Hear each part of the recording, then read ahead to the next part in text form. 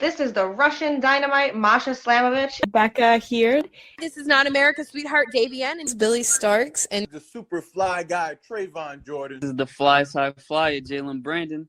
Hardcore Princess, Jules Malone. Hi there, this is the Bubblegum Princess, Alexia Nicole. This is the Brazilian Wonder Woman, Christy Jane. This is the baddest black belt, Chennai Kai. This is Kid Bandit. The smash hit Joel Bateman. This is Robin Renegade. Cody Hawk. Brutal Bob Evans. And you are listening to Wrestling with Entertainment, one of my favorite podcasts in the whole wide world.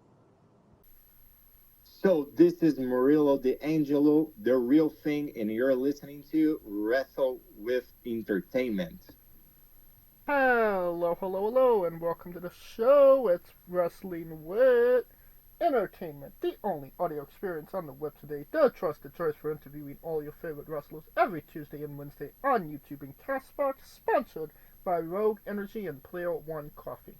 I'm, of course, your host, James J., and it's a great day for wrestling, because we are wrestling with Murillo D'Angelo. Thanks for having me. So this is Murillo D'Angelo, The Real Thing, all the way to Dubai, now in Brazil, and you can check it out on my social media at Murillo with double L D'Angelo, right? And you can also see my matches on BWF YouTube channel. It's the company here in Brazil, the main wrestling company, and you can check it out, our matches over there. Thanks for having me. Absolutely. And when are you going to be wrestling next for them? Event-wise, what do you have coming up? All right. So here in BWF, we have TV tapings. So the next taping I heard is the end of April. So we have a holiday here. It's going to be 3 days full of TV tapings, and they are going to broadcast this afterwards. But we also have house shows, and I think the next match is going to be in the end of the month, and I'm going to upload all the details on my Instagram page. So follow me there, please. Perfect. And where can we find your merchandise? My merchandise is on the way. I just did some quotation here, and my t-shirts is going to be available on my Instagram as well. So probably in a month, you can purchase all my merchandise. Perfect. And you don't have to go looking for it. All of the links to all his social media will be in the description of the video below, both on YouTube and Castbox. Let's get into it. You work for BWF there in Brazil. Can you tell us about your relationship with the company? So yeah, BWF stands for Brazilian Wrestling Federation and is the main company here in Brazil. We do have some independent companies, but BWF is the main one, and we have a TV deal. So we are broadcasting on free television, by the way. So yeah, it's the main company. They are like super experienced people. Bob Jr. is the owner, and he's like 40 years of experience, second generation of wrestler. So, and we have a great roster, like at least 40 people here. And I wish people could see our work. So please check it out on YouTube, because the matches, the quality of the matches are super great. So the first time I wrestled there, it was last September, end of September. And it was the first time I saw a stadium. It was for 1,000 people. And it was the first time I saw, like the ramp, the Titantron, everything. And I was like, this is huge, this is super professional. The only thing missing was the fireworks, but we cannot have fireworks in a closed building here in Brazil. It has to be open air, because we already had some accidents before. But despite the fireworks, everything was there. So I was super amazed. And of course, it was the first time I was wrestling in front of Brazilians, right? And I was super nervous, But when I came, I'm a heel. But I came and they were promoting me as the sensation of Dubai and all of the stuff, the real thing. And I was like, do they know that I'm a heel? Of course they don't, right? So I need to play my character down the aisle. So when I was going down to the ramp, walking around the ring, I was showing my middle finger, screaming at them, cursing them, and they realized, all right, so this guy is the bad guy, and they start booing me right away. Right away they start booing me. It was fatal 5-way, my first match, and it was crazy. It was crazy. Like the reaction of the crowd, it was amazing. Like they were booing me, they were cheering for the baby faces.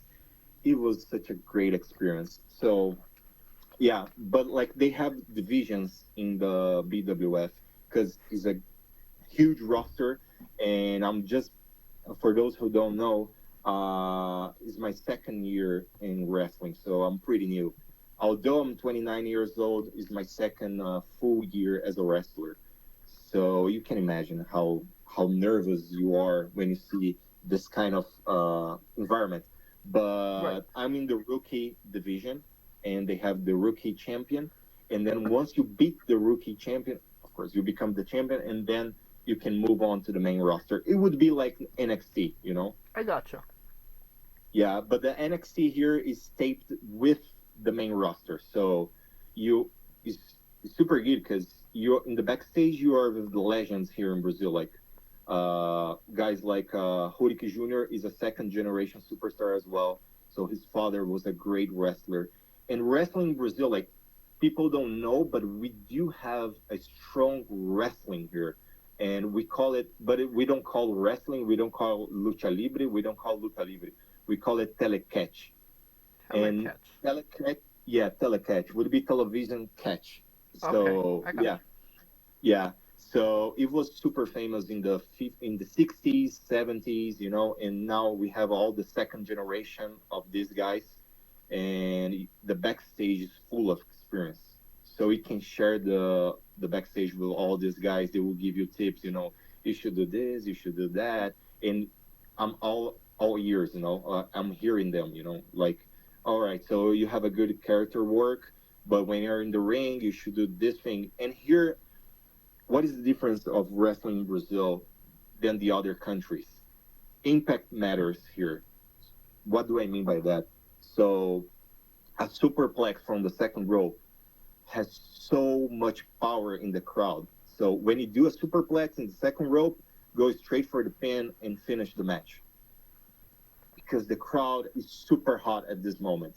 But if you do the superplex and then you're gonna catch the guy and you're gonna probably, I don't know, like do some crazy thing, like, I don't know, a GTS, the superplex has more impact than the GTS for them. They don't understand what the GTS means, like they hear the impact, so it's natural. Okay. I think I understand. So, just out of curiosity, it seems like pro wrestling is very much, alive now. Does the crowd know that it's a work, or do they think it's a suit? Yeah, this is funny because Brazilians, they are always like, is this real? Is this fake? I think people know that it's fake, but they are trying to see the moments that gets real, Okay. like a super punch, that you give the guy, and the person is gonna be, oh, that must hurt, they're waiting for these moments, where the thin line between reality and the spectacle, yeah, and then the wrestling itself. So if you give us a big punch, they will be like, oh, I give a roundhouse kick is one of my signature moves. And when I give them, I slap, of course, like we all do, but I slap in my leg, so the sound is bah! They don't know if it is real or not, and they're like, oh my God. So they are looking for this reaction, Okay. I understand. They're looking for that Will Smith slap. Exactly. Was that real? Exactly. Was that fake? Did that really just happen? Yeah, exactly. On the last show, it was a house show. I didn't wrestle. I just was helping out the guys. It was a house show for 200 people. Victor Boer is a great wrestler. I recommend you to interview him in the future because he's super good. he gave a moonsault to a guy. He was so the guy was outside, and he gave the moonsault from the third rope to outside to the crowd. But then he fell on the chairs by mistake.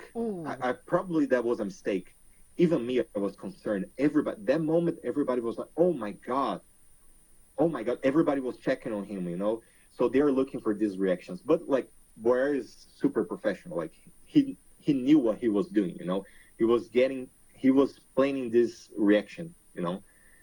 So when he fell on the chairs, everybody was, "Oh my god!" Even me, I was sitting, I stand and I was checking. All right, I was like, "All right, it was a work." So, yeah.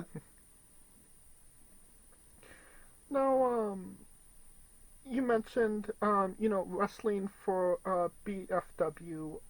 It was the first time that you actually got to wrestle in your native Brazil in front of Brazilians. You know, obviously you're Brazilian yourself. Yeah.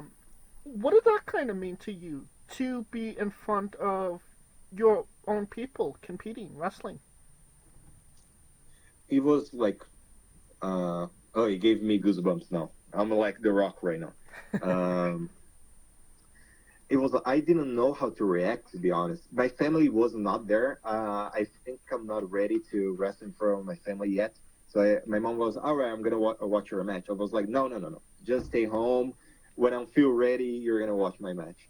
But it meant a lot to me, you know, like Brazilians know how hard it is to be abroad, you know. Every immigrant, when you're abroad, you know how hard it is. At least I had good reaction in Dubai from the crowd. You know, the crowd was always responding to my things. I was a heel, so they were not cheering for me. But as a heel, you want reaction. And they were reacting to me in Dubai. But, like, I felt like they were not understanding, you know, the character. Like, like this kind of Razor Ramon kind of style, you know, like the bad guy. Right. But, like, I have a little bit of Dominic Mysterio as well, you know, like I'm afraid a little bit of the baby faces. So it was kind of, they don't get me 100%. When I came to the ring in Brazil, they were like, "All right, so this is the guy that was abroad, and now he's here, he's representing us abroad. He's bringing the Dubai style here." So it meant a lot to me, you know. It was like, guys, all right, so I was 2 years in Dubai. I wrestled there, I represented the country, and now I'm here to bring you great quality of wrestling, you know. And we'll get into Dubai in a couple minutes. But what kind of prompted you to move back to Brazil? Was it Sorry, the can you repeat? What was it the wrestling? Not actually. So this is kind of linked with my life in Dubai. I wasn't feeling good anymore. You know, like I had a job there. I was working 10 hours a day and then half an hour to go to my job and half an hour to come back. I didn't have time, you know, to enjoy myself. And I think at a certain age, you really need this, you know. And all my days off, they were like Tuesday and Wednesday, so no one is free, no one is available to see you. So I was kind of frustrated with my personal life in Dubai. And in April, so I'll tell you the full story then, if it is okay, right? Yeah, of course. April 2024, I came back to Brazil to attend my sister's wedding. It's a very important moment. I was already in Dubai for 2 years straight. I didn't come back home. It was my first time in 2 years. And one of the wrestlers in BWF, she saw my post on Instagram that I was wrestling there, and she texted me, "Hey, are you gonna be in Brazil? Would you like to train with us?" I was like, "Sure, of course." I was kind of waiting for this invitation, you know, like, because I'm a kind of shy person to ask someone to do something. But she was like, come along, just come over, let's train, and you're gonna see. When I came back in April, I was with my family, so I was super happy. I was like eating Brazilian food, and I attended a training with them, and I saw how different it was from Dubai. I'm not saying that it's better or worse. Every country has its own style. And I was like, oh, so guys here, they are pretty fast. and the training was like with 40 people, you know.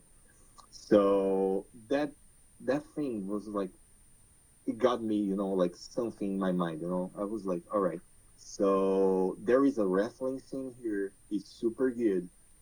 So if I come back to Brazil, I can keep going with wrestling, because I was afraid of leaving Dubai and leaving my wrestling life as well. That was my concern. Yeah. So when I had a vacation, I went to London and I got a job offer there. And I was happy. I was like, all right, so I'm gonna be in London. Um, London is great for wrestling, right? So we have so many independent companies. But in the end, when I was almost signing the job offer, they told me, "Hey, I'm so sorry, but we can't sponsor your visa." And I was like, F word, you know. You could say fuck. That's fine. All right, fuck this, man. And they were like, "I'm so sorry, but we can't sponsor your visa. Something changed here in the company. They're not sponsoring visa anymore." I was like, fuck, what do I do now? Because I want to wrestle more. And Dubai, like, Shaheen is impressive. Like, he's playing, Shaheen, for those who don't know, Shaheen is the owner of WrestleFest DXP. And he started this movement. So slowly is growing, you know. But like now, I think like this past month they're wrestling every weekend. But before it was once a month, every 2 months, and I was like, I want to do this more, you know. Right. And when I came back to Brazil and I trained with them, and they told me, "Oh, we have TV tapings every month. If you come back, just let us know. You can be part of it." And I was like, "Oh my God, what do I do now?" When I went back to Dubai, to my it's like basically 2 square feet, my room, without windows. So it was super depressing. I was like, what do I do now? In this point of my life, I'm working a job. I used to like my job because I used to work in Emaar. For those who don't know, Emaar is the biggest, one of the biggest companies in Dubai. They built the Burj Khalifa. Okay. And I was working at the Burj Khalifa, by the way. So I was like, all right, so I'm gonna have this job. I'm not growing the company. You know, I'm not gonna grow in MR. I'm not gonna have a better salary. I'm not gonna have a better position. This is gonna be it forever. You know, like my partners at work, they had like 12 years in the same position. I was like, I don't want this for my life, man. Not at all. Not at all. And I studied foreign trade, so I have an MBA on exportation and importation. I was outside of my study field, and I was working something. I was dedicating a lot of time to my work, and it was not worth it. You know, I was like, all right, so what do I do now?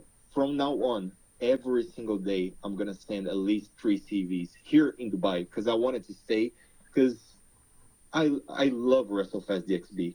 I love the guys there. Alirazar is one of my best friends. Shaheen's a great guy. There is nothing but love about Dubai, you know. But my problem was my personal job, my personal work was not working for me. And I was like, from now on, 3 CVs every single day. And I sent it, and I was sending. 6 months afterwards, I was like, all right, I didn't receive any call. I'm not receiving any calls. I think I'm done. I came back to my boss and I told him, hey boss, I think he's from Yemen. He's Arab. And I told him, he's such a great guy. I told him, I explained everything. I was like, I'm not happy here anymore. He was like, it's about salary. I said, yeah, it's also about the salary, but it's also my lifestyle here in Dubai. I don't want this for me anymore. I'm done. He was like, all right, I understand it. So it was 30 days of resign letter. And afterwards, I moved back to Brazil. All right. Now, what would you say are some of the differences wrestling and crowd-wise wrestling from in Brazil compared to Dubai? All right. So in Dubai, you have a lot of WWE fans. wrestling fans in general. So they watch the WWE shows, they watch AEW shows. But you also have the people that is just like, all right, so there is the wrestling show. I want to see what this is about. You have this, but you have more people that know already the product. You know, you have to teach. Shaheen was always teaching, telling us this. You have to teach people what they are gonna watch. So the first match, it was introduction of the show. You know, like probably you're gonna for a lockup, chain wrestling, international. This is what Shaheen wanted, and he's right because all right, you're gonna show to people who don't know this what wrestling is about, and the people who already know, they already know this. So I think people in Dubai, they know better wrestling than in Brazil. And this is nothing. This is not better, right or wrong. It's just different audience. People are here as just like, all right. So there is a show here in my neighborhood. I'm gonna watch. I'm gonna take my kids. Let's see what it's about. And probably like they remember the telecatch from the '70s. So what they have in mind is the suplex, the body slam, the superplex, the punches. This is what they remember. So they don't mind it so much about moonsaults. They don't mind about like crazy flip thing, you know. But in Dubai, they are more acceptive on this. You know, they are more ready to receive different stuff. I gotcha. I'm assuming you started your wrestling career in Dubai. You trained with Shaheen. Yeah, correct. Okay, the thing that I like about WrestleFest so much is that it is very much a melting pot of just different cultures. You know, obviously Shaheen, you know, he wrestled not Tokyo, but the New Japan style. You know, obviously Kuya is from the Philippines. Thomas Ramsey, American. So did you kind of feel like, you know, you were getting more than just, you know, the Dubai style? You were kind of learning, you know, different perspective on wrestling as well, having all those different cultures around you? Yeah, WrestleFest DXB is the reflect of Dubai itself, because I don't remember, but I think 85% of the population is from abroad. So you have people from India, Pakistan, Brazil, from the Middle East itself, from the U.S. A lot of British people in Dubai. So you have a lot of this, you know. And also in WrestleFest DXB, you have Jay Lemrod. He's from London. Turkish heritage, but I think he was born in London. So he was bringing, you know, like the chain wrestling, a little bit of chain wrestling. And then you have Shaheen. Shaheen is a small guy, so he knows how to play the high flying action. So he was bringing a little bit of this. And Shaheen knows a lot of wrestling mentality in the ring, you know. So he was always asking me, why are you going to do this? So one of my signature moves is the disaster kick, but more to John Morrison style. You know, he was like, all right, so you're going to face a baby face like Kuya. You want people to hate you. You don't want people to love you. And he was right. Because, like, we are not in the WWE, you know, like, that you can do this thing and still you're going to be like the heel. Like, of course, you can do, he was not, I was doing the disaster kick, but he was like, think about this. So if you're gonna do this, you need to make the babyface look even better than you. You have to do this because people have to cheer for Kuya, example. And I was like, he's right. So I was learning a lot from all of these people, you know, like different backgrounds. Shaheen was, I think now he's 17 countries, I think. So he wrestled a lot of guys from different countries. So you have Jay Lemrod, he brings the British style. And then you have Eric Ramsey. Eric, funny fact, he loves the old New Japan Pro Wrestling program from the 90s. 100%. He knows a lot of stuff. I do like it as well, but he likes even more. Like, I like Kenta Kobayashi, all of these guys. But he's like, he was geeking out. He was freaking out when you talk about New Japan Pro Wrestling. He knows everything. So he has the American style, but he also has the strong style. And then you have Roxy. Roxy is from Philippines. She's super young, she's super athletic.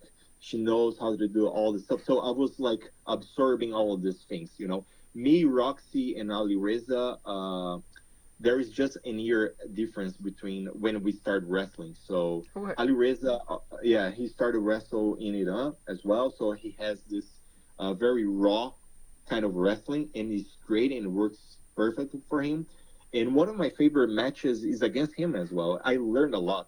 So we had a battle. I don't remember when, but like when we finished the match, I was like, man, I learned so much from him, you know. So yeah, I was absorbing all of these styles, this, as you said, this melting pot that Dubai is. I believe that was a three-way between you, Ali, and Cryptid, no?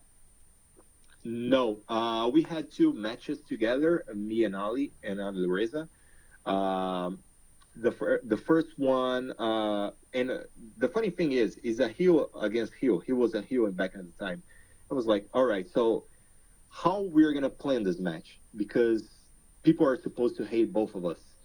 And I was like, I'm also a geek, right? So I watch all old stuff, and I was watching a random show from 1970s, something like this, end of late 70s. It was a Jake the Snake Roberts. He was not Jake the Snake yet. He was just Jake Roberts. And the end of the match, it was so he was giving like a sharpshooter or something like this, and he was grabbing the ropes to make the submission harder.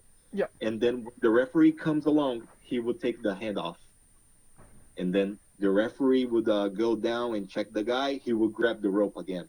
He would do this at least 3 times, and then the referee catches him, and then something happens, and the babyface goes over. But Alirazar is a heel. And I was like, Ali, why don't you kick me in the nuts? He was like, but man, this is going to be a disqualification. And I was like, no, I'm going to complain to the referee about the sharpshooter spot, and then you're going to catch me, you're going to catch my shoulders, you're going to pull me back, I'm going to catch you by the shoulders, and you're going to kick me in the nuts, and the referee would not see it. He was like, all right, I got it. I got you. I like this idea. And he did it. Of course he likes that idea.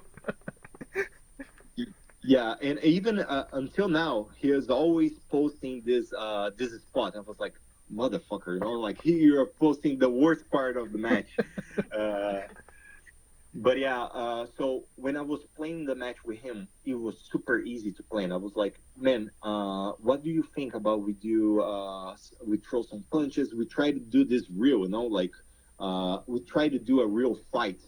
He was like, all right, I like it. And we were pushing each other for real. And we were liking it, you know, like, all right, this is, like, people were reacting, you know, like, they were like, oh my God, these guys are killing themselves. And I was like punching him, and he was punching me in the face. And it was super good. The result of the match, it was super good, you know, we were super happy. So yeah, I was learning so much from them, you know. And as I said, there's nothing but love for WrestleFest DXB. Well, when it comes to love, I don't think there's any love lost between you and Kuya Burn. You disrespected the Chicken Joy. How dare you, Oh, sir? yeah. Oh, yeah. And there is a funny fact about this. Kuya can confirm this. We had a match, and in the middle of the match, I forgot the spot. I forgot the chicken bucket spot. And he was like, chicken bucket, chicken bucket, chicken bucket. And he was speaking so fast, I was like, what the hell is he saying? And then he was like, grab the bucket. And then I remembered it. And I catch the chicken bucket, I bite the chicken leg, and then I choked for real. Oh my God. You cannot see in the video. You cannot see in the video. But I was choking. And I was choking, I was coughing. You cannot see. If you watch the match, you cannot see, but I was coughing. But it was his idea because I love Jollibees. So I'm gonna assume here. I love Jollibees. It's great. I didn't want to bite and spit on someone else. I was like, this is so disrespectful for Kuya and for the chicken leg. But primarily the chicken leg. Exactly. And he was like, why don't you bite it and spit on my face? I was like, dude, what is wrong with you? But I like the idea. And also in the beginning of the match, we had a promo. I told him I'm going to kick your ass all the way back to Manila. And it was something that we planned together because he's not from Manila. He's from Cavite. And he told me, yeah, let's do this because and then he was going to punch me. And then I was like, oh, all right, so shake my hand or I'm going to kick your ass all the way back to Manila. And he was like, and he grabs my hand and he grabs the microphone and he said, I'm from Cavite, Gago. And he punched me in the face and the crowd goes crazy. It was a great moment, you know. We got the reaction that we wanted. Oh, yeah. It's incredibly easy to work heel against Kuya because the crowd is just in love with the guy. Exactly. You can't hate Kuya at all. You can't. Like, he's such a nice guy in the ring, pretty easy to work with, and also on the backstage. This guy is a hard worker. He helps in the production a lot. You have no idea. So when you come to the arena, Warehouse 4, 1 o'clock in the afternoon, he's going to be there. He's going to be working his shit to make the show work. And he's going to be doing this all the way to his match. And also, you have to remember what you're going to do in the match. Okay, you can improvise some stuff, but the core of the thing, you have to remember. And the guy goes there and he does his job perfectly, and the crowd is going to react because this guy, you cannot hate Kuya. Kuya is a great person, and I wish him all the best. Oh, yeah. Shout out to Kuya. Now, kind of going back to Brazil, I did notice that BWF uses a 6-sided ring rather than the traditional 4. That's correct. What are some of the advantages and disadvantages you see competing in a 6-sided ring? Is larger. Compared to Dubai's ring, this is bigger and larger. So you have so much more space.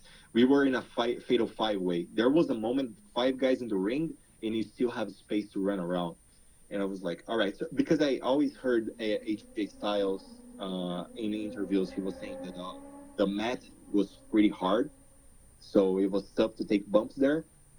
But this, I don't know. Maybe it's adrenaline. When you're in the ring, I was not feeling it at all. It was super soft. Not as soft as the squared ring, but this one, the 6-side ring, is pretty good. But the ropes, these ones, they are a little bit taller. So I always did the disaster kick. It was super easy to do it. I did it with Alirazar so many times, Kuya so many times. But it was funny and embarrassing at the same moment. My last match I had on the 6-sided ring, I was jumping to the second rope to give the disaster kick to Arcanjo. He's from Bolivia.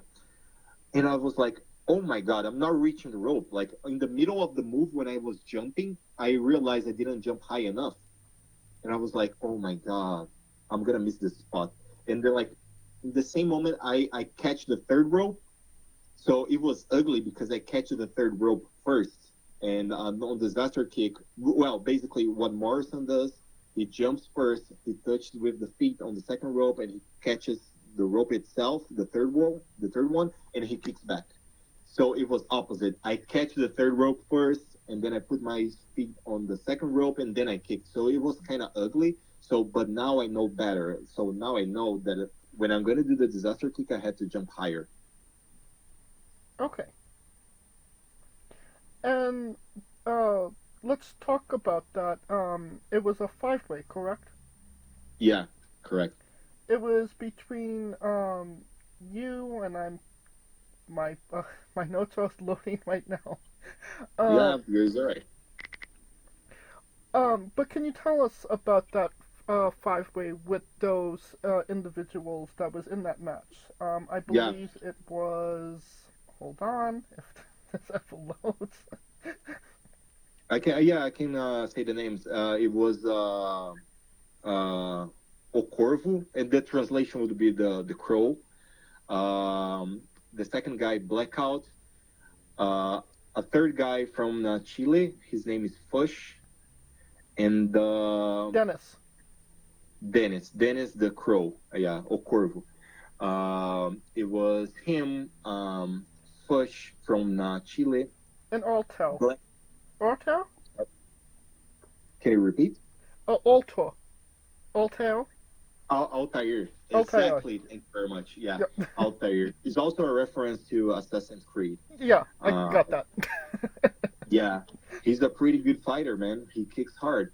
Yeah, so the only baby face there, it was Dennis. He has like a Jeff Hardy style. So it was basically 4 against 1. So in the beginning of the match, I was like, all right, so I need to highlight myself here. How am I going to do it? And in the beginning of the match, I was just standing in the corner, I was just hanging around there, standing in the corner. They were killing each other. And then when action comes to me, I just slip away. I'm just vanish, I just leave the ring and I let them do their job. So when I did that, I got a reaction from the crowd right away. They were like booing me right away. And they have different styles. One of the guy, Blackout, he does kung fu. So he has all this kung fu stuff. And then you have Dennis that has a more Jeff Hardy style. You have Fush that knows all the chain wrestling stuff. And Altair kicks hard. He gave me a kick. If you watch the match, he kicks me right in my chest. I just fly away, like 2 meters, I just fly away. I was like, oh my God. Like for 1 more meter, I would touch the rope, Probably I would get injured.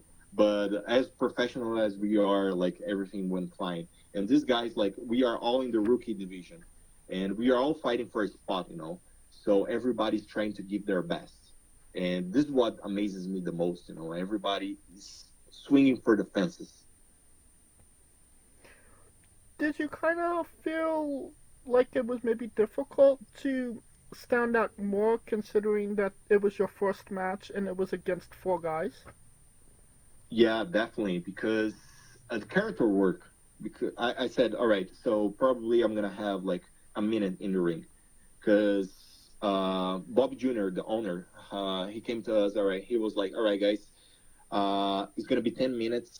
We call it curtain to curtain. So you come in 10 minutes with entrances and the victory pose in the end. I was like, oh my God, 10 minutes is not enough. And he was like, yeah, it's enough. I believe you guys, you're gonna make it. And I was, all right, sure. So we were planning the match. It was like, in the beginning, it was supposed to be a fatal 4-way. Blackout came in the end, and he was like, guys, Bobby Jr. just added me in your match. I was like, oh, fuck. How? It was like 20 minutes before the show. And we were the first match. We were the opening match. And we had to change all the structure. And I was like, all right, so the structure itself, we already have it. So we're going to kill the baby face first. And then we're going to do some spots in between. And everybody has a little bit of time to shine. And I was like, how am I going to shine? And it was the first spot where I was just standing in the corner, like Tyler Breeze style, I was like, all right, so I'm just chilling here. You guys kill yourselves. I'm going to leave. So it was kind of difficult because I wanted to show all my potential, everything that I wanted to know, that I know how to do, but it's a work, like if the guy says 10 minutes, you have to respect that. And Right. He believes us. So it was like, all right, so that's it. We had to do this. We had to do this magic. And it worked fine. It was a good match. And you mentioned that, they're on BWF is on TV, is televised in Brazil. So Yeah. what's that feeling like, that you're wrestling on TV? Yeah, it's not just TV; it's free television. So it's on Saturday 1 a.m. So from Saturday to Sunday 1 a.m. Because here in Brazil, like when WWE was broadcasted here, it was on Saturday afternoon.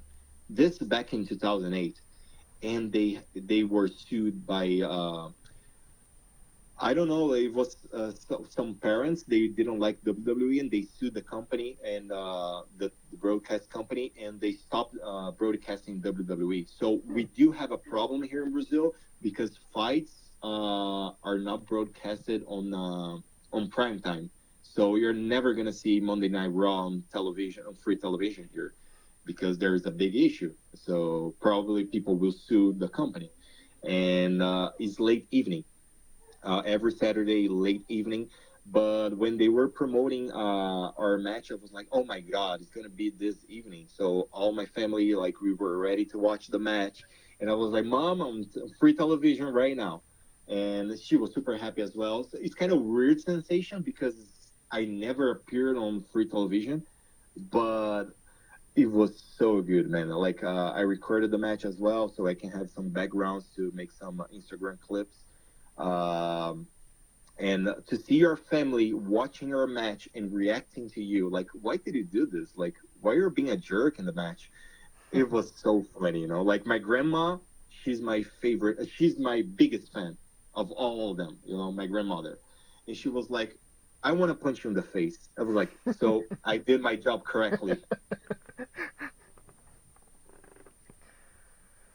think it's time for Murillo's Bizarre Adventure. You're a pro wrestler that goes up and down the roads, and weird, crazy, and bizarre things are bound to happen. Can you tell us a road story that fits that description?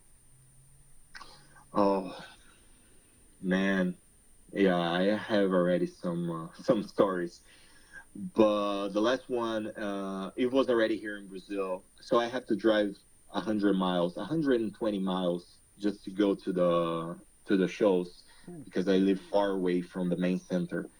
And Julius is another. He calls himself the Spartan. Um, he came by and he was leaving. He's leaving nearby me, and he said, "All right, can you give me a ride?" I was, "Sure, man, let's go."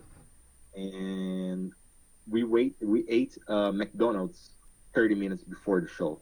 So it was our worst decision ever, ever, ever, ever. And when we came to the stadium, we were like, "Man, I'm not feeling good." He was like, "Me neither." I was like, shit, what we do now? And like the bathroom was the worst bathroom I ever seen before. It was super dirty, and I was like, "What do I do here?" Like, I'm not gonna do this in the street. Like, this is not how it works. We can get arrested. And the bathroom was like, and I called the guys. I said, "Guys, how are guys using this?" And they were like, "Yeah, this is what we have here." And sometimes you're gonna see this kind of situation, you know, like the bathroom is not good, the locker room is not good, smelling bad. You have some animals there, you have some rats, some cockroaches.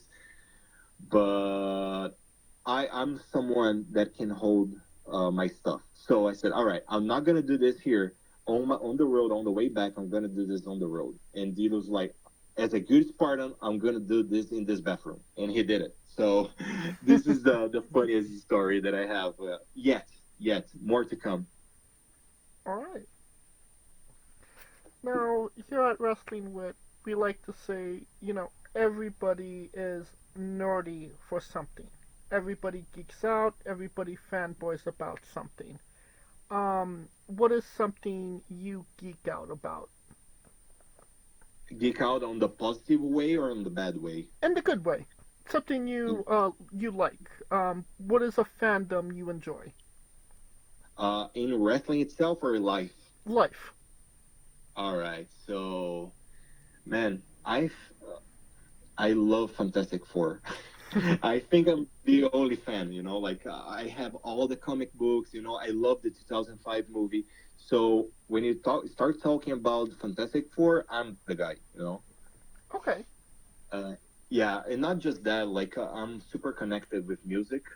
I love funk metal. So all these guys, like the early Red Hot Chili Peppers, Faith No More. This is something that I can talk hours about this. I love it. I also play video games. I'm a nerd. I'm a nerd. Since I was young, like old cartoons. I'm a huge also Looney Tunes fan. So I watch all the Bugs Bunny cartoon. Even today, I have the DVDs.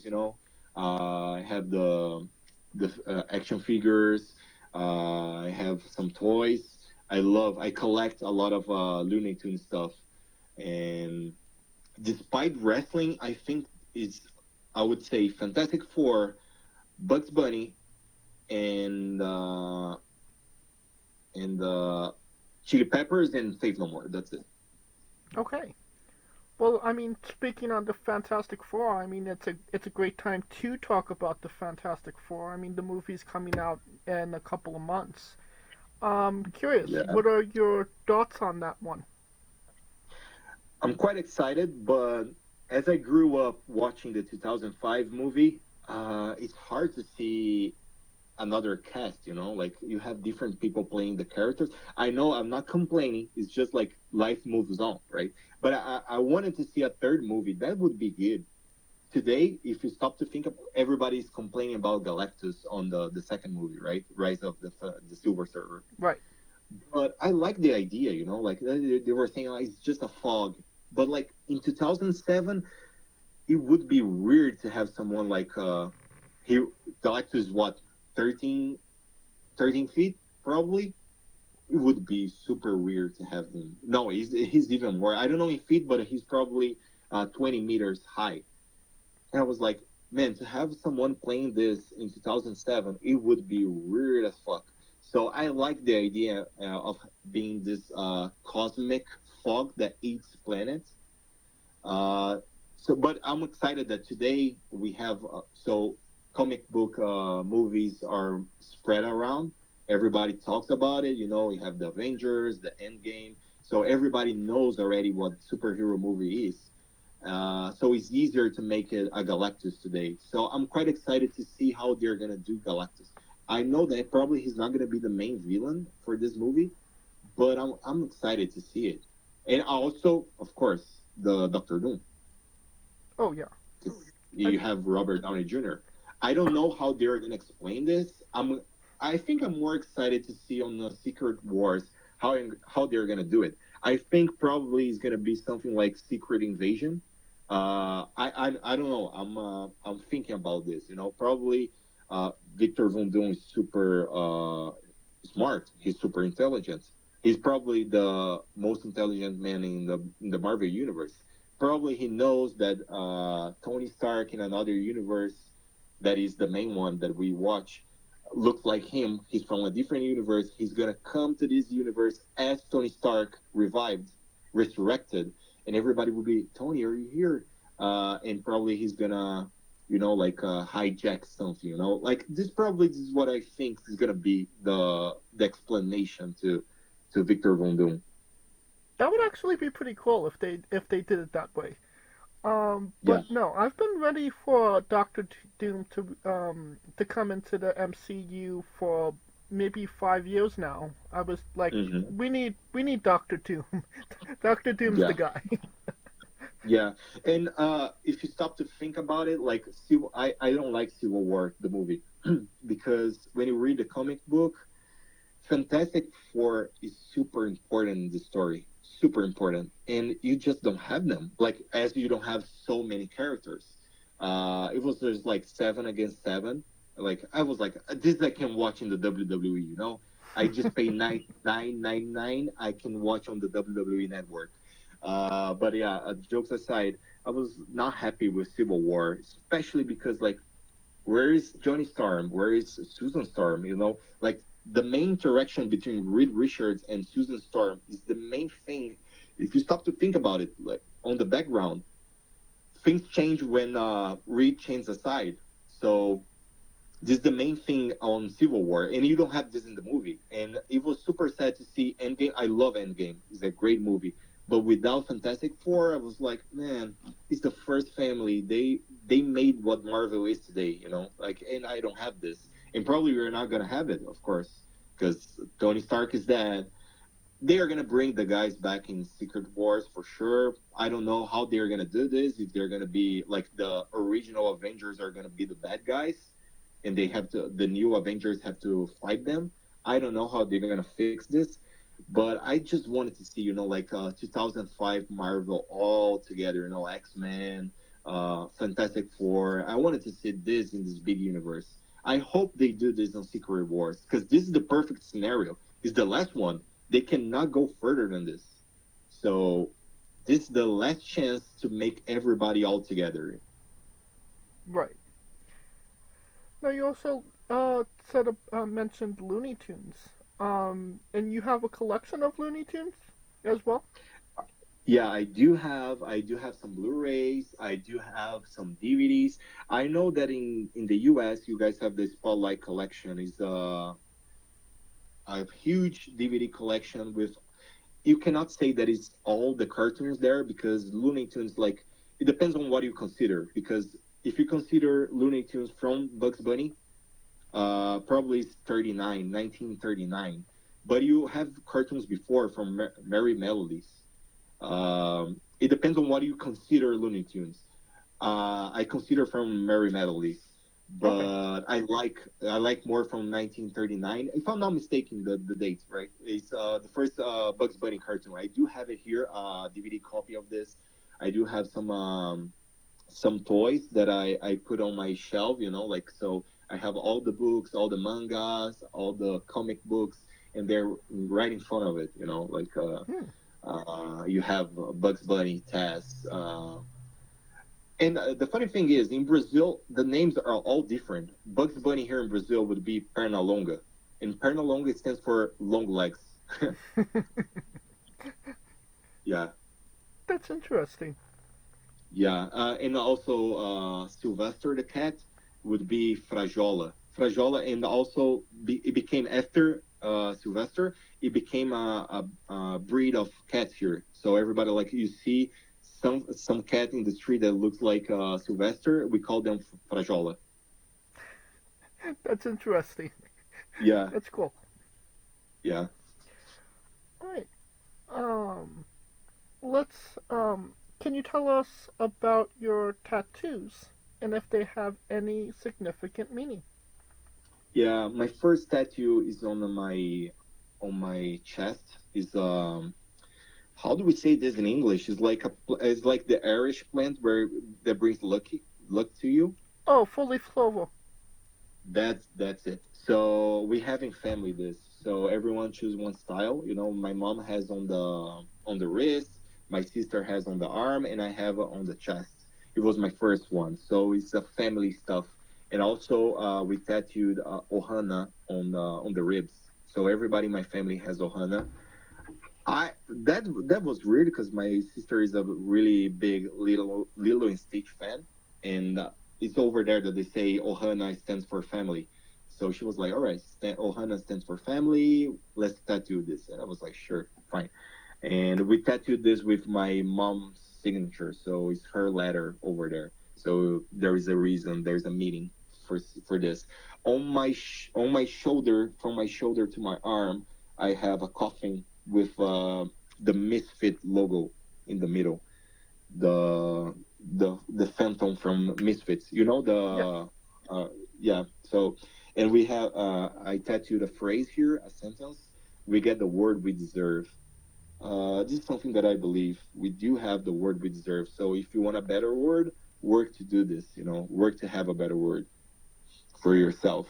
And then a little bit lower, I have the first Red Hot Chili Peppers album, "Creature," on my arm, and right below is the Faith No More, "King for a Day, Fool for a Lifetime" tattoo here on my arm, because these guys, like, when you're a teenager, you're looking for your spot in the world. You don't, like, you're lost. So in the school, like, people are talking about football. They're talking about, whatever, soap operas. They're talking about pop music. and you just feel alone. Like I'm just the nerd that likes Fantastic Four, Looney Tunes, and Red Hot Chili Peppers. So it's hard to make friends with it. But yeah, I was listening to them so much, and they helped me through the dark times. And I had so many dark times in my life. Oh my god! And yeah, it had a reason. And then my last tattoo is the Rey Mysterio mask on my leg. I do have on my leg, on my calf.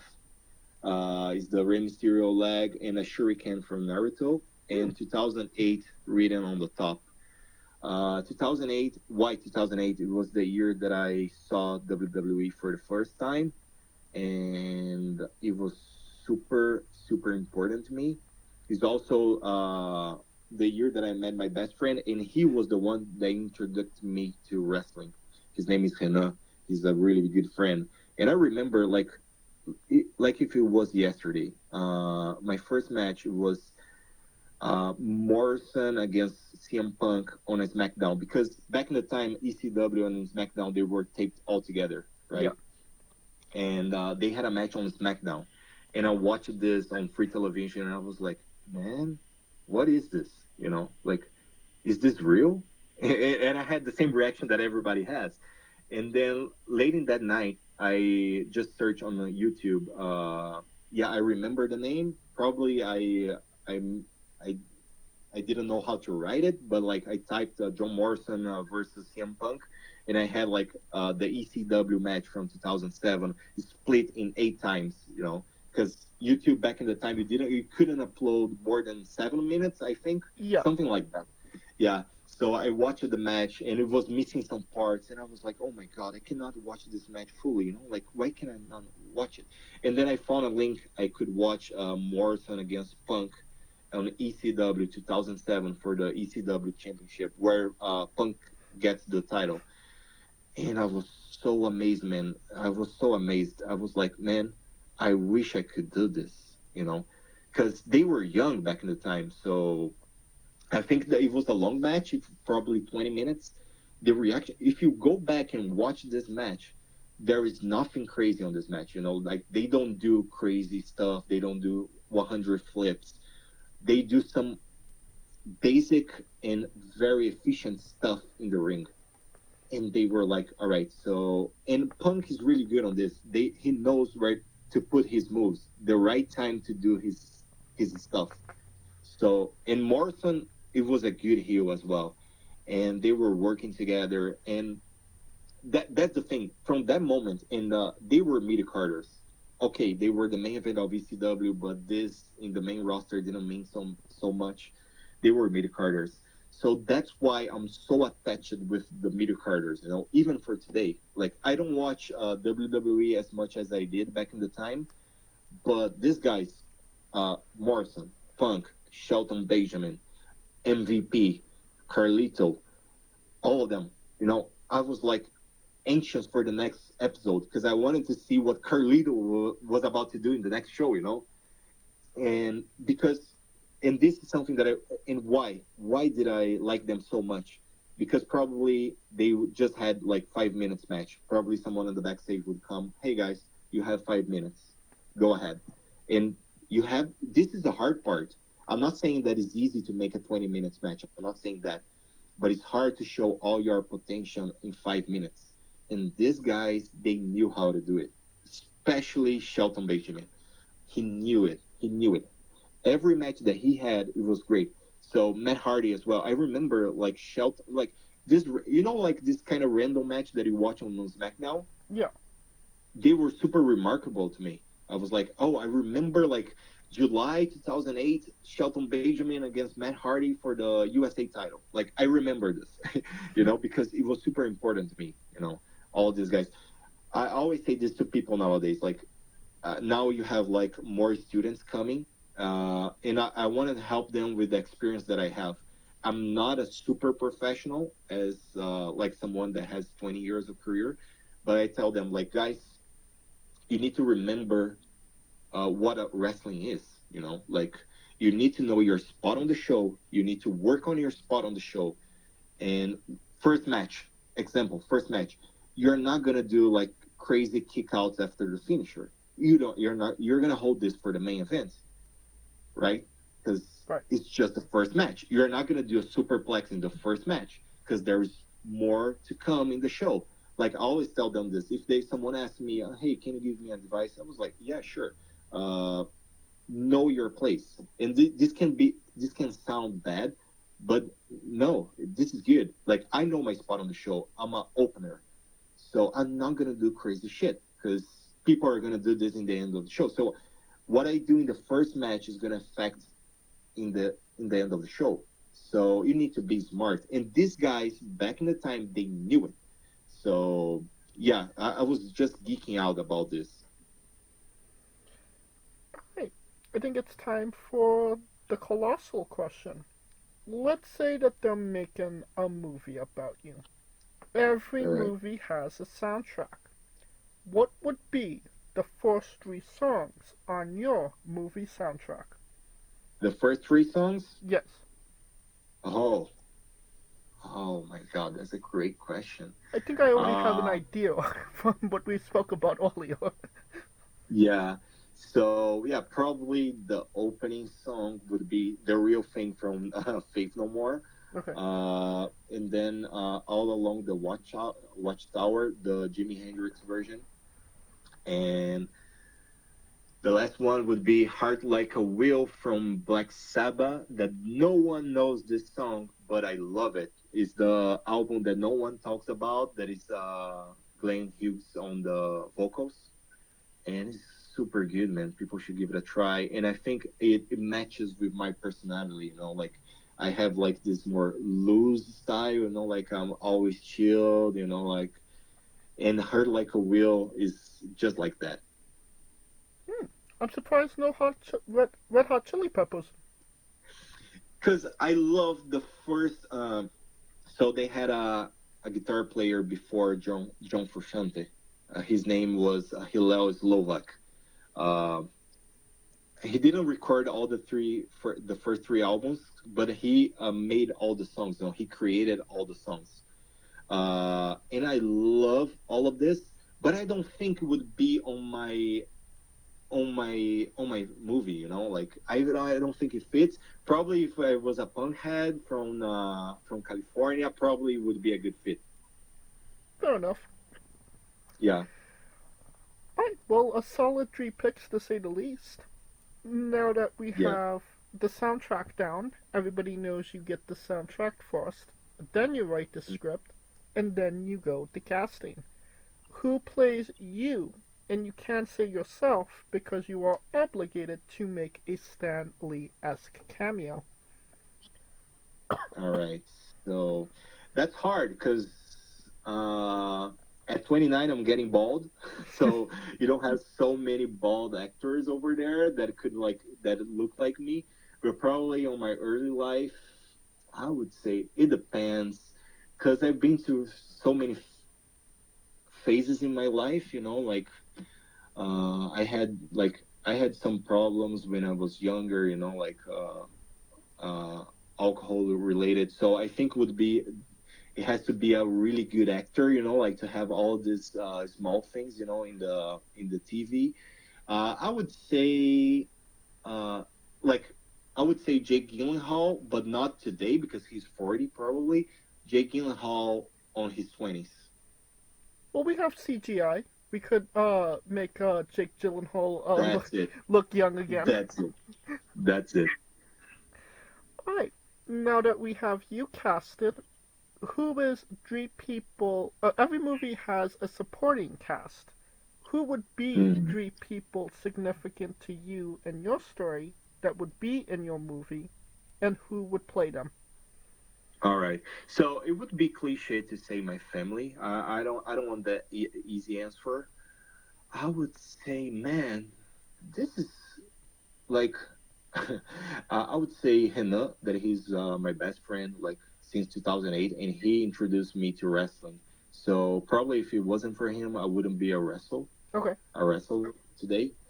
The second one, probably my last girlfriend, ex-girlfriend, because she was important on the fact that I realized that I had to move on with my life, and that's why I moved to Dubai. So if it wasn't for her, I wouldn't move to Dubai. So she's important for the script of the movie, and Okay.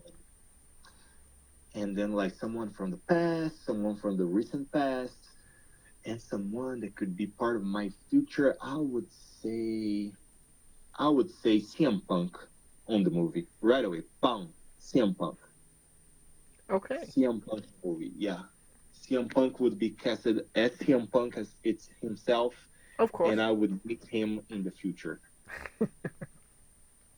I mean, And also, Punk is also important because he's a straight edge. And when I was through my dark times, he was someone that I was getting inspired. Like he was like, all right, so this guy doesn't use drugs. This guy doesn't drink alcohol. He's a role model that I should follow. Like he's the guy. He's a wrestler, and I want to become a wrestler, so I should follow his example. And so Punk is also important. all right. Well, I mean, CM Punk could play himself. Obviously, he has some acting Yeah. ability. But who would play the other two individuals that you mentioned? Oh, Hina would be. Oh my. He has Italian heritage, so you're telling me that we have the CGI facility to use, right? Yes. So we can go all the way back to Al Pacino. Al Pacino playing him. Yeah. Okay. For my ex, I would say Eiza Gonzalez. Okay. Yeah, probably her, and then CM Punk himself. Yeah, and Jake Gyllenhaal as the main guy. Yeah, it sounds good to me. Perfect. It sounds like a great movie. A blockbuster Yeah. to say the least. You Yeah. could pre-order the tickets now. Do it, please. On to a controversial subject. Pineapple on pizza. What's your stance? Oh, come on! I'm from Latin America. We do this thing and we love it. I love it. I do, and I tell people, give it a try. That is pretty good. You should give it a try. Pineapple on pizza, it matches perfectly. Cuban people. So I used to work with two girls from Cuba, and they were bringing like rice, beans, chicken, and a slice of pineapple. And I was like, that's it. That's the spirit. Okay, so we are very pro pineapple on pizza. Super on it. What's your spirit Pokemon? My favorite Pokemon? Spirit Pokemon. So the one you identify the most with. Oh, I would say Persian. Okay. The evolution of Meow. Yeah.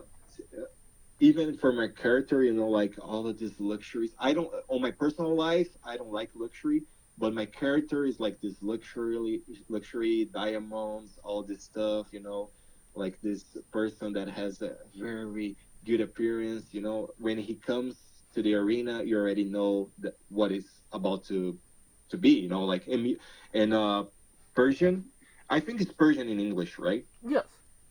Yeah, Persian, like every episode that he appears, I was like more interested. I wanted to see more of him. Like he was just a cat basically for the mafia, but I was like, I want to see more of this guy. Yeah, I got you. Alright. Weirdest question you'll be asked on a wrestling interview, hopefully. Mm-hmm. Would you ever consider wrestling a Rock? Not Dwayne Johnson, not the country, an actual physical Rock. Oh, they have done not with a Rock, but they have done with crazy stuff, right? Yes. But a ragdoll, I think. So, I think it was Kota Ibushi, right? Kota Ibushi, Kenny Omega, that blow-up doll is very over in Japan. Yeah, yeah. I would do. It depends on the size of the rock. How big is it? I Now I ask you. I would say that it's around the size of a shoe.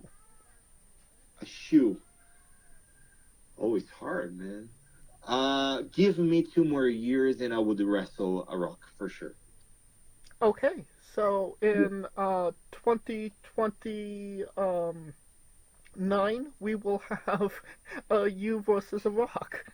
Yeah, I would be more experienced. Probably I can have a good match with a rock. Okay. Well, just for context, there's a wrestler named Psycho Mike that indeed wrestled a rock for over 15 minutes in a Tungsten Man match. That's an Arm Man match that lasts for 2 weeks.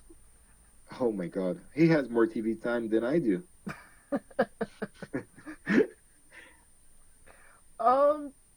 Yeah, pretty much. Pretty much, yeah. On a more serious note, where do you see yourself in 5 years? Obviously, in 4 years you'll be wrestling The Rock, but in 5 years. Yeah. So I'm wrestling. So I've been through a lot already. In my own life, man. Like everybody asks me, like, be realistic with yourself, D'Angelo. Like, do you believe that you can be a WWE superstar in the future? And it's not a yes or no question. Like, it's not easy like this. It depends on a lot of stuff, mostly on me for sure. But I wouldn't say that is my goal anymore. Like when you're young, you're saying this, you're telling like everybody, I want to become a WWE superstar. I love WWE, but I don't think it's what I want anymore because wrestling nowadays. So I started watching wrestling in 2008, but for the past 10 years, I'm just watching 80s and 90s stuff, mostly Bret Hart, Macho Man, Randy Savage, all of these guys, Owen Hart, The Undertaker, Shawn Michaels. I'm watching them. So my goal in wrestling is to make like simple, again. Let's make wrestling simple again. So this is the new catchphrase. So I want to make this simple again. Like I want to make the people watch it, and there is a reason. Everything that you're doing, there is a reason behind it. Like so, if I'm throwing you a punch here, it's because I'm preparing the scenario for my next move. There is a reason behind. It's not just flips around, and this is my goal with wrestling, and it would be I have two dreams with wrestling: is to wrestle in Mexico, Okay. and to wrestle in Japan. This is what I want. I cannot tell you what's about to come because I'm still planning, but probably in a year or something, if we ever do an interview again, it's gonna be a completely different scenario for something that I'm planning with wrestling, and I'm quite excited. But Okay. but I would love to wrestle in Mexico because I think all of my friends in Dubai, they were from Mexico, and I have most of them, they returned to Mexico now, and they're wrestling there. There was a guy, his nickname was AG, Agustin. He's from Mexico. He's living in Mexico City. He's training there, and he wrestled in WrestleFest I think 2 times, and he's getting ready in Mexico. And Mexico has this culture of wrestling itself, and the lucha libre over there is something about culture over there. And this is so pure and beautiful. Like you see the kids crying when their hero loses the match, Right. and I was like, man, I want to be a heel here, and Brazilians and Mexicans, they get along. We have a similar culture. I think wouldn't be a big exchange of lifestyle that I have here in Brazil right now. This is the first step because Japan is a different. I've been to Japan. I love Japan. I'm attending Japanese classes. That is super hard, by the way. If someone has a tip to advise me, I would accept because it's being tough to learn Japanese. But Japan is a completely different culture, and they are super respectful. Like they are super strict to the laws. And I'm not saying that we don't have here in Brazil. Like people here in Brazil, they are respectful as well, just as Mexico. But like cultural wise, Mexico is more similar to Brazil. And I would love to wrestle in Mexico. So when people say, "Are you gonna be a WWE wrestler?" I say, "I don't know." Like things nowadays change. Like they don't hire people. Like despite the main ones, like Pentagon Jr. He's 39 years old. He just came to the WWE, but he had like 15 years career before in Mexico, and he wrestled everywhere. He made his name, and then he went to the WWE. I don't have a name yet. Probably in the future I'm gonna make it. I'm working for it, but right now I need to be realistic. WWE doesn't hire people from I think 25 is the limit, because they go to the performance center and they would like even they don't hire wrestlers anymore. They're hiring like guys that play football, and they would train the guy on the way that they want to do this. I'm 29 years old. I learned with, as you said, a melting pot, from different styles. So I'm a mix of everything that I've lived until now. So I don't think I would be today like they would hire me. So this is not the main goal anymore. It's something different. I want to do wrestling in a different way. I want to wrestle in Mexico and I want to wrestle in Japan. Okay. And if somebody asked you to see one of your matches, what is a match you would say would you recommend that that best shows off you as a pro wrestler? Yeah, so I always, when people ask me, can you show me your match? Or if there is someone, when I was in London, I was talking with a lot of guys that used to work with wrestling there, and I was like, can you check this match? And they were super receptive. They were watching the matches. I always show them my first match with Kuya. Okay. Because you have all this character work, like all this super douchebag guy that is mocking people, is telling shit in the microphone, running his mouth. So you have a lot of character work on what Murillo D'Angelo is. And it's also a good match, but it's kind of long. It's almost 20 minutes match. And the second one is against Alirazar, the first bout that we had. Because it's a quick match. It's 7 minutes, straight to the point, heel against heel, so we know how to plan a match. So people, if someone sees the match, they will say, all right, these guys, they knew what they were doing there. Like there is no missing spot on that match. I'm not saying that you cannot do this. You cannot miss some spot. You cannot botch. You can. We are human beings. But like that match, it was straight on point. All right. Can we find those on YouTube? Yeah, not yet. I'm also, this is something about my plan. I'm gonna upload this because there's also copyrights. I'm in talks. I need to talk to Shaheen about this if I can upload the matches. Just like because here in Brazil I cannot upload the matches on myself because we have the TV deal. So they're gonna do this on the BWF YouTube. But if Shaheen's allow me to do this, yeah, for sure I'm gonna upload the matches and everybody can watch all my matches on WrestleFest. Let's cross our fingers. Definitely. And if you are able to upload them to YouTube, I will, if you haven't already done it by the time this interview drops, I will update the video with the link to your YouTube and the matches for anybody that hasn't seen them, wants to see them, wants to re-see them after this interview. That sounds great. And since we are nearing the conclusion of this interview, we are wrestling with the 8 questions of doom. Mm-hmm. This is our speed round, or bonus round, the round where we see who you really are. Are you ready? Yes, I am. Excluding yourself, greatest wrestler of all time. Brad, that hit my heart. Worst wrestler. Oh, Mojo Riley. I will 100% accept that answer. Your main eventing WrestleMania for the World Championship. Who is your opponent? John Morrison. If you could come out to anyone's entrance music, past or present, who would it be?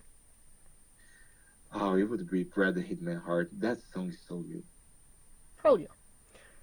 Finish the sentence. Kayfabe is...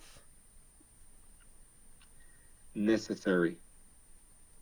We would have also accepted taste great on toast. All right. Squash. Vegetable or fruit? Squash? Yes. Oh, fruit? Yes, it is indeed a fruit. New Japan wrestler Taichi. His ring gear gets smaller every year, revealing more of himself to the world. My question, what is the appropriate trunks to butt cheek ratio for ring gear? Oh, I didn't even understand the question. Sorry. When somebody wears wrestling trunks, how much of their ass should show? Oh, how much of their ass appears on the trunk?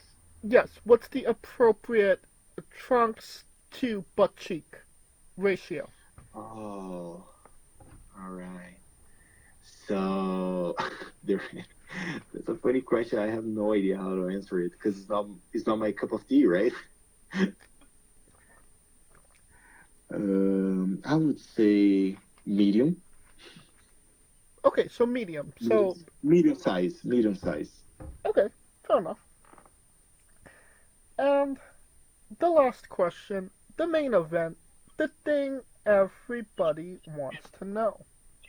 Have you ever had a conversation with a stranger in a supermarket about Darby Allin? Oh, definitely yes. I always talk about Darby Allin for everyone. I want everyone to know who Darby Allin is. So you have had a conversation about Darby in a supermarket? Definitely not. I was just mocking, you know. I was just joking. Definitely not. I would never talk to anyone in the supermarket, by the way. And that is the correct answer. Thank you very much. And that will conclude this interview. Thank you so much for coming on and talking with me. Thank you very much, James. I really appreciate it for having me. And I hope in the future it's going to be a different scenario and I have more news to bring you. Oh, absolutely. Until then, where can we find you on social media? So at Murillo with double L D'Angelo on Instagram. For now, is the only social media that I have. By the way, this is something that I'm working on myself because I hate social media. But everybody's telling me this is a new age. You must have a social media. Work on it. So you can follow me there. I'm uploading. By the way, I'm uploading this week clips from my first match in BWF. So you can check it out there. Perfect. And you don't have to go looking for it. All the links to all his social media will be in the description of the video below, but on YouTube and Castbox, simply click the link. A new tab will appear on whatever device you are on. You have no excuse. Give him a damn follow. That's correct. Thank you very much. In Portuguese, we would say, vamos porra. Hell yeah. Of course, thank you for listening. If you like what we're doing, please like, subscribe, comment, both on YouTube and Castbox. This was sponsored by Rogue Energy and Play One Coffee. Join us next Tuesday and Wednesday for new incredible interviews, and follow the show at Wrestling with E, both on X, Thread, Instagram for information on who we're interviewing, when we're interviewing them, links to those interviews, and so much more. Follow me personally at JamesJ993. Alright, when I say wrestling wit, you say entertainment, okay? Okay. For our very special guest, Murillo D'Angelo, Kaliko Yacht, Scooter Dust, I'm James J, and this has been Wrestling Wit. Entertainment. Hey folks, this is the Colossal Mike Law, and you are listening to Wrestling with Entertainment. Enjoy the show, support these guys. We appreciate it very much. We'll see you at ringside.